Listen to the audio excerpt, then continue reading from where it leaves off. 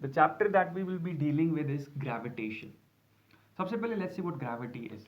देखो ग्रेविटी एक ऐसा कॉन्सेप्ट है जिसको बहुत पहले से लोग ढूंढ रहे थे, कि समझने की कोशिश कर रहे थे कि क्या होता है ग्रेविटी, कैसे कोई चीज़ दूसरे को अपनी तरफ खींच रही है without seemingly touching it, right. अगर मैं यहाँ से एक पेन को छोड़ दूँ तो ये खुद ब खुद नीचे आ रहा है, यानी अर्थ इसको अपनी तरफ खींच रही है. सो कैसे विदाउट टचिंग इट ये रेस्ट से मोशन में आ गया, इस पर कैसे क्या कौन सा फोर्स लग गया था. सो बहुत सारे लोग पहले से इंट्रीग थे about this question. Even you can see कि ये तब से चला आ रहा है लाइक ग्रीक फिलोसोफर्स पहले, and then you have Aristotle, उसने भी इस पर तबसरा बोल सकते हैं किया. You have Galileo, you have Tycho Brahe, Copernicus भी है, you have again this Johannes Kepler, and then you have Newton, right. बहुत सारे लोग पहले से ग्रेविटी पे काम कर रहे थे. Let's say Galileo and Tycho Brahe, they were the people who said के अर्थ या अदर प्लैनेट जो है वो सन के इर्द गिर्द घूम रहे हैं in a circular orbit. They didn't mention specifically but they said कि ये इसके इर्द गिर्द घूम रहे हैं. And then Kepler was the person who said कि घूम तो रहे हैं प्लैनेट्स सन के इर्द गिर्द but in an elliptical orbit, not in a circular orbit. ठीक है, but he was not able to say कि क्यों ऐसा हो रहा है, किस फोर्स की वजह से आप इस पे घूम रहे हैं. And then this person Newton, he said कि the basic force that is it is the force of gravitation. And he gave the maths involved in this, that is F is equal to G m1 m2 by r square. So you can see कि ये देखो ये चीज़ें तो हमें पहले बाद में भी पढ़नी है कि टाइको ब्राही ने क्या कहा, गैलीलियो ने क्या कहा, केपलर ने क्या कहा, इसी तरह कॉपरनिकस ने क्या कहा. बहुत सारे ऐसे दिस इंडियन मैथमेटिशियंस भी बहुत सारे, उन्होंने भी क्या कहा. से बाद में देखेंगे. इट इज़ जनरल कि Newton he was not the only person जिसने ग्रेविटी पे बात की. बहुत सारे लोग इससे पहले भी, in fact in the Islamic world, if you see, आपने नाम सुना होगा इब्न सीना का, इब्न Sina, Ibn Baja, then there was Al Biruni. इनको अगर आप गूगल करोगे ना, they have also worked indirectly और directly on this concept of gravity. तो इस्लामिक वर्ल्ड में भी इस पर बहुत काम हो रहा था. ठीक है, ग्रीक वर्ल्ड में भी इस पर बहुत काम हो रहा था. एंड देन जो बंदा था जिसने इस पर लाइक सॉर्ट ऑफ एक प्रॉपर मैथ दिया, यानी एक बुक लिखी इस पर, that was Newton who gave this laws of gravitation. एक और चीज़ लोगों को लगता है कि बस न्यूटन पे फुल स्टॉप हो गया. न्यूटन से भी आके, and then you might have heard about this guy Albert Einstein. इसने भी ग्रेविटी पे काम किया और इसने न्यूटन की ग्रेविटी को क्रॉस किया. इसने बोले गलत बोल रहा है न्यूटन, ठीक है, बट उसमें हमें नहीं जाना है. हमें आपका जो सिलेबस है that is only pertaining to this, Newton ने ग्रेविटी के बारे में क्या कहा. सो ये इसलिए जनरल आइडिया दे रहा हूँ कि आपको ऐसा ना लगे कि सिर्फ Newton was the only person जो ग्रेविटी के बारे में सोच रहा था. There many people before Newton जो ग्रेविटी के बारे में सोच रहे थे, कैसे विदाउट टचिंग अ ऑब्जेक्ट आप किसी ऑब्जेक्ट को अपनी तरफ खींच रहे हो, यानी फोर्स लगा रहे हो. ठीक है, सो टुडे विल सी कि what is Newton's law of gravitation, जो आपने इससे पहले भी बहुत बार पढ़ा है. According to Newton's law, Newton says कि अगर आपके पास दो ऑब्जेक्ट्स हैं, इसके पास मास m1 है और इसके पास मास m2 है. सो इनके पास मास होने की वजह से, मास इनकी एक इंट्रिंसिक प्रॉपर्टी है, मास होने की वजह से ये एक दूसरे पर फोर्स एक्सर्ट करेंगे. और जो फोर्स एक्सर्ट करेंगे, वो जो फोर्स होगा that will be directly proportional to the product of the masses. That will be directly proportional to the product of the masses. And let's say दोनों के सेंटर टू सेंटर के बीच में distance r है. And Newton said it will be indirectly proportional to the square of the distance between them. It will be indirectly proportional to the square of the distance between them. That is, F is directly proportional to m1. Oh yes, that is F is directly proportional to m1 m2, and F is inversely proportional to the square of the distance between them. And then once you combine and give a proportionality constant, that is G, you have the equation G m1 m2 divided by r square. ये कौन सा force है? ये वो force है जो दो bodies एक दूसरे पर लगाती हैं. क्यों लगाती है? क्योंकि उनकी एक इंट्रिंसिक प्रॉपर्टी मास की है. मास की वजह से क्या हो जाता है, ये एक दूसरे को अपनी तरफ खींचती है. अट्रैक्टिव फोर्स है जिसको क्या कहते हैं, फोर्स ऑफ ग्रेविटी. ठीक है, इस तरह लेट्स सपोज आपको मैं एक और एग्जांपल देता हूँ. चार्ज है, चार्ज भी एक मैटर की इंट्रिंसिक प्रॉपर्टी है, उसकी वजह से भी कोई फोर्स लगता है, हाँ, इलेक्ट्रोस्टैटिक फोर्स जिसको हम कहते हैं, यानी अगर पॉजिटिव और नेगेटिव एक दूसरे को खींचेंगे अपनी तरफ, right, like charges repel and unlike charges attract. अब ये फोर्स जो इलेक्ट्रिक फोर्स, स्टैटिक फोर्स, ये किस वजह से है, एक और इंट्रिंसिक प्रॉपर्टी जिसको हम चार्ज कह सकते हैं। इस तरह यहाँ पे जो इंट्रिंसिक प्रॉपर्टी वो मास है, जिसकी वजह से कौन सा फोर्स आ रहा है, ग्रेविटी की फोर्स आ रहा है, ठीक है। लेट्स सी कि ये जो g है इसका जो वैल्यू होता है, ये आप लोगों ने पहले भी देखा होगा, g इज 6.67 इंटू 10⁻⁻11, इसका ये वैल्यू है। अब हम इसमें कुछ कैरेक्टरिस्टिक्स देखेंगे, वो लिख लो या I will make you write it. तो इसके कुछ कैरेक्टरिस्टिक्स देखते हैं। इसमें इसका यूनिट न्यूटन मीटर स्क्वायर पर KG square, newton metre square पर KG square is the unit of g, ठीक है। Let's see the characteristics.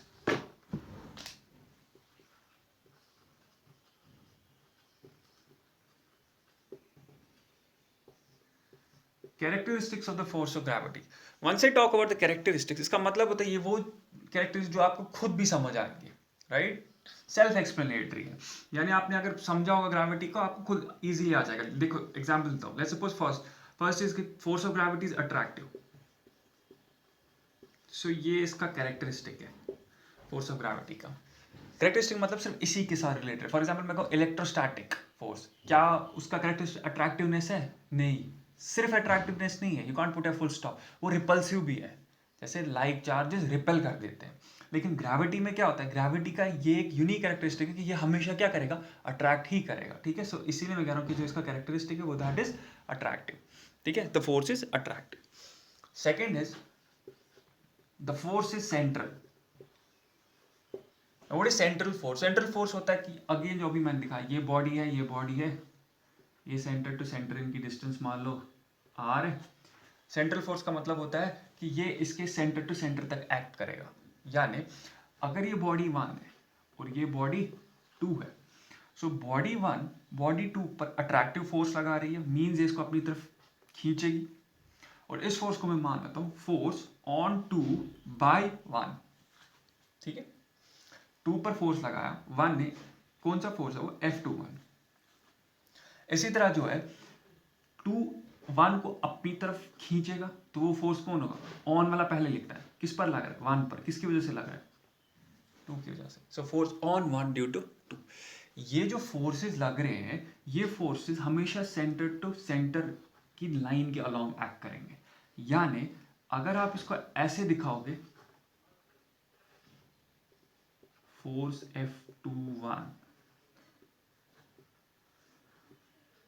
Force F12, ये वाला जो कॉन्सेप्ट है, यानी ये वाली जो ड्राइंग है, ये गलत है, क्योंकि हम कहते हैं सेंट्रल फोर्स। सेंट्रल का मतलब होता है फोर्स तो एक्ट कर रहा है, इधर पे भी कर रहा था force act, but along the line joining the centres, इसको कहते हैं सेंट्रल फोर्स हो गया, ठीक है।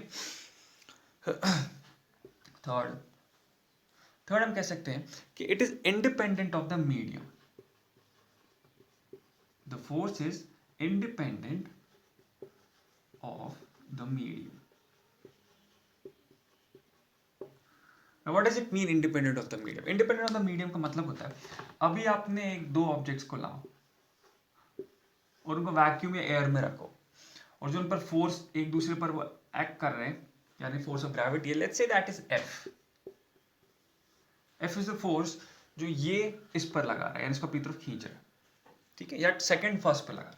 अब इसी को मीडियम चेंज करके पानी में डाल दो, क्या इस F फोर्स में कोई फर्क आ जाएगी, चेंज आ जाएगी? वी से नो चेंज। ये F फोर्स इंडिपेंडेंट है मीडियम का, आप कैसा भी मीडियम रखो तो ये फोर्स हमेशा हर मीडियम में सेम आएगा, इसका वैल्यू क्या आ जाएगा, सेम। इसी को कहते हैं कि it is independent of the medium. Clear हो गया? ठीक है। और हम कह सकते हैं कि fourth point, the law of gravitation is valid only for point masses. Now what are point masses? Point masses होता है, सपोज मैं कहूँ कि एक गाड़ी है, ठीक है, सो उसकी सपोज जो लेंथ है गाड़ी की that is let's say 3 metres example लेते हैं। गाड़ी की लेंथ कितनी है? 3 मीटर, ठीक है। और ये जा रही है ट्रिप पे, और ये जा रही है ट्रिप पे लेट्स से 30 किलोमीटर्स, और 30 let's take 3 kilometre, general trip पे जा रही है 3 किलोमीटर, सिंपल, ठीक। नाउ 3 किलोमीटर्स अगर मीटर्स में देखोगे दैट इज 3000 मीटर्स। अब इसको देखो, ये 3000 मीटर है, और ये इसकी अपनी लेंथ देखो, ये क्या है? 3 मीटर। ये इसके सामने नेग्लिजिबल है, राइट। सो जब मैं इस गाड़ी की मोशन स्टडी करूंगा ना, मैं मानूंगा कि ये एक पॉइंट है, पॉइंट मास, ठीक है। पॉइंट मास समझ आ गया? पॉइंट मास होता है कि अगर इसकी डायमेंशन देखोगे ना, वो इसकी जो इसने ट्रिप कवर किया उसके कंपैरिजन में बहुत कम है। 3 मीटर क्या हुआ? कुछ नहीं है एज कम्पेयर टू 3000। सो हम नेग्लेक्ट करते हैं इसके डायमेंशन, वी से इट इज अ पॉइंट। सो ये पॉइंट मास है। अब ग्रेविटी में देख लो इसी चीज को। सपोज आप अर्थ को ले लो और सन को ले लो।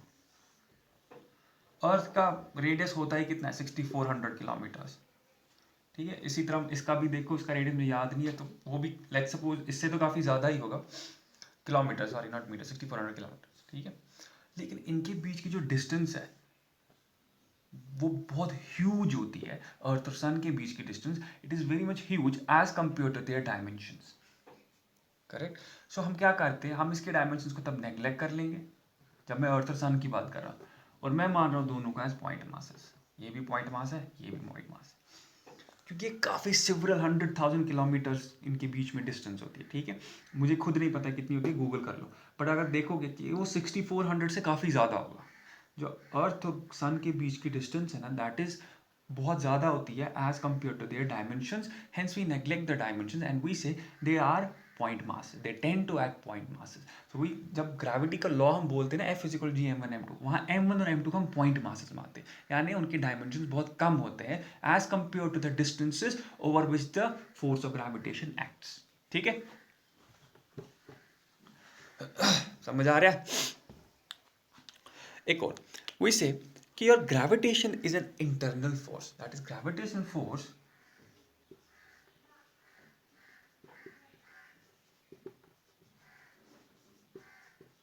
ये self explanatory, is an internal force. इसका मतलब क्या होता है? Internal force is something which does not change the total mechanical energy of the object। Sir के ऊपर से गया, इसको समझो ऐसे। देखो ये सपोज चलो यहाँ पे एक बॉल है, ठीक है, क्लिफ पे, और इस बॉल को आप नीचे की तरफ भेज रहे हो। यहाँ पे इसके पास कुछ पोटेंशियल एनर्जी होगी, राइट।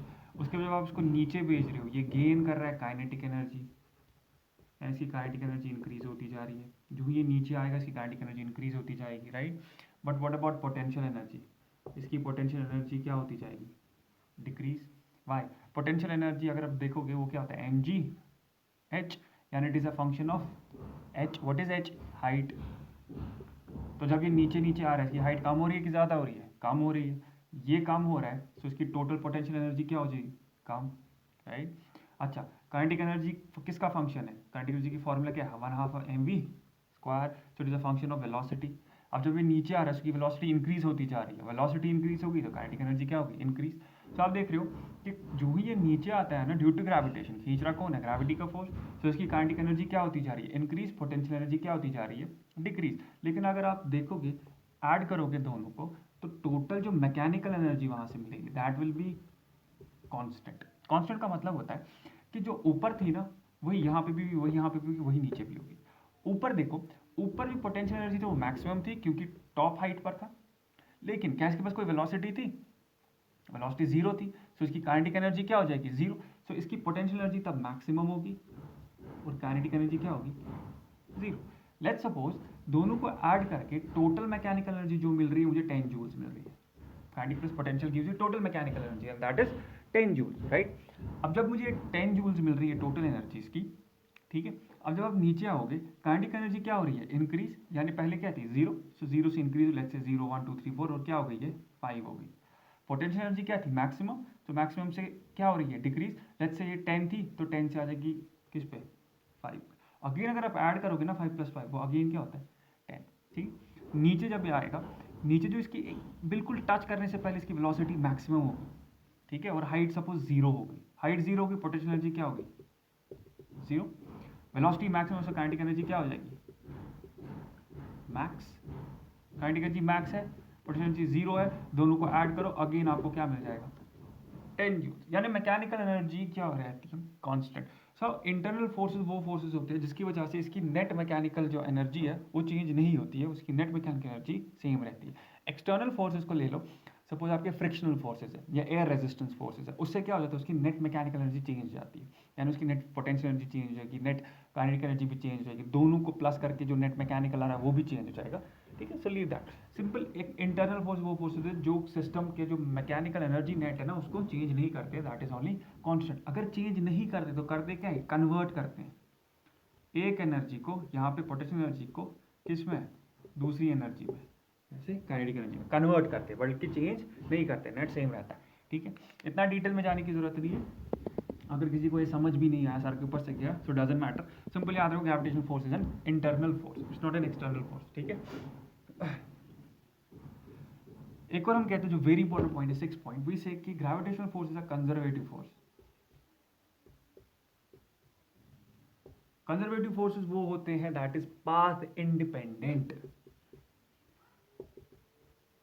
यहां पे मैं इसको इतना डिटेल में नहीं बोलूंगा, वाई, क्योंकि आप जब पोटेंशियल एनर्जी आगे पढ़ोगे ना, ग्रेविटेशनल पोटेंशियल एनर्जी, वहां पे मैं पाथ इंडिपेंडेंस समझाऊंगा अच्छी तरह क्या होता है। इधर पे सिंपल याद रखो, बाय द वे अगर इंटरनल फोर्स है ना तो इसका मतलब भी होगा कि ये क्या होगा कंजर्वेटिव फोर्स।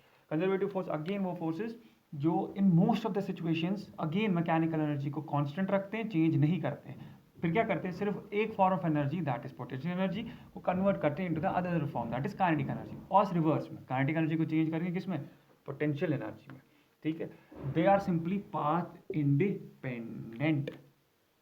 एक एग्जांपल से थोड़ा बहुत समझ लो, अदरवाइज ये डिटेल में आगे मैं पढ़ाऊंगा। सपोज अर्थ है, या आपने एक ऑब्जेक्ट है, आपने इसको एट हाइट h लिया, तो इसमें कितनी मैकेनिकल पोटेंशियल एनर्जी हो जाएगी mgh। फिर आपने इसको दूसरी हाइट पर रखा, लेट्स सपोज इस हाइट पर, ये कितनी है h डैश। अब जाके जो पोटेंशियल एनर्जी इसमें है ये अर्थ है समझो, ठीक है, वो कितनी होगी mg h डैश, क्लियर। अब एक काम करो, इसी ऑब्जेक्ट को यहाँ से घुमा घुमा घुमा घुमा के दूसरा पाथ ले रहे हो ना, उस पाथ से आके यहाँ पे रख दो, पोटेंशियल एनर्जी क्या चेंज हो जाएगी कि वही रहेगी, वही रहेगी, mgh ही रहेगी। It is independent of the path taken, ये सिर्फ इनिशियल और फाइनल पॉइंट पे डिपेंड करता है, इसी को कहते हैं ये फोर्स कौन सा फोर्स है, कंजर्वेटिव फोर्स। बट अगेन इसको थोड़ा बहुत और डिटेल में आगे रखेंगे, तो ठीक है समझ आ गया। तो हमने क्या क्या पॉइंट्स बोले थे ग्रेविटेशन में। सबसे पहले हमने कहा था कि यहाँ पे जो फोर्स होता है it is directly proportional to product of the masses, inversely proportional to the square of the distance between them. This thing inversely proportional to the square of the distance between them, इसी को हम कहते हैं कि your force of gravity follows inverse square law, inverse square law, इसी को कहते हैं inverse square law, ठीक है। जैसे इलेक्ट्रोस्टैटिक फोर्स है, आपने पढ़ा होगा, it is equal to k q1 q2 divided by r square, charge product of the charges and divide by again square of the distance between the two charges। so ये भी follow क्या करा, inverse square law। उसके बाद हमने क्या देखा, उसके बाद हमने देखा कि ये जो होता है ये इंटरनल फोर्स है, ये कंजर्वेटिव फोर्स है, ये सेंट्रल फोर्स है, this force is independent of medium, right. सकता कि this law is followed by point masses, right. So these were 6 और 7 पॉइंट्स जो आपने स्टडी किए, इनको अच्छी तरह से फिर से देखो, रिवाइंड करो इस वीडियो को अच्छी तरह फिर से समझो। आगे हम देखेंगे व्हाट इज सुपरपोजिशन प्रिंसिपल।